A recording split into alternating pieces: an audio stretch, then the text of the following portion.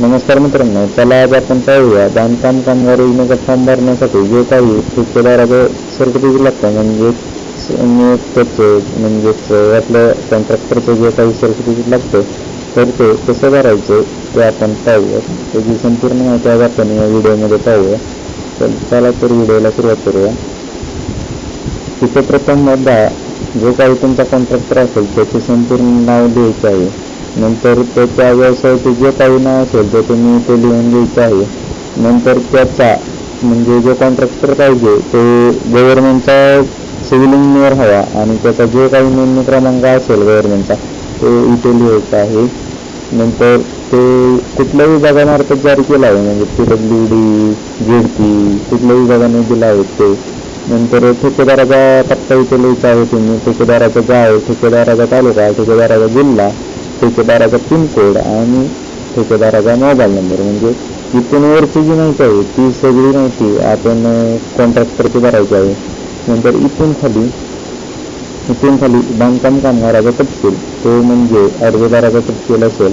या ठिकाणी जो काही कामगार असेल त्याचं नाव, त्याचं वय, त्याचा पत्ता असा लिहायचा आहे पूर्ण. नंतर त्याचा पिनकोड, नंतर त्याचा मोबाईल क्रमांक स्वतः कामगाराचा असावा. नंतर इथे बघा हे सर्वात महत्त्वाचं आहे. इथे बांधकाम कामाचा प्रकार, स्वरूप हे जे काही पाहिजे ते बांधकाम कामगार किंवा ऑल टाईप ऑफ हेल्पर्स तुम्ही लिहू शकता. तसेच आपण इतर काही कामगार काम करत असाल तर पेंटर, वेल्डर ते काही टाकू शकता.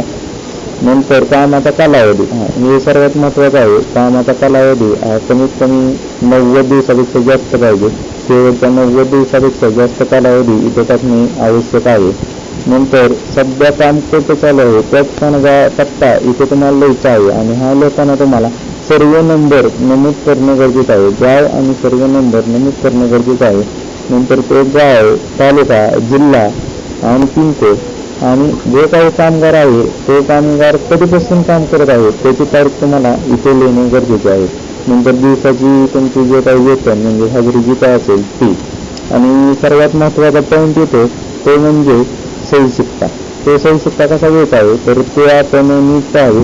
प्रथमतः आपल्याला इथे हा जो माऊस करत आहे तिथे शिक्का मारून त्याच्यावरती सही करायची आहे. आणि दुसरा शिक्का हा अत्यंत महत्त्वाचा आहे. हा शिक्का लावाच. हा शिक्का इथे फोटो चिकटायचा आहे आणि ह्या फोटोवरती हा शिक्का मारायचा आहे.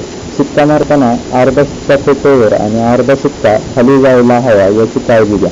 आणि सही करताना देखील अर्धी सही खाली आणि अर्धी सही फोटोवर गेली पाहिजे.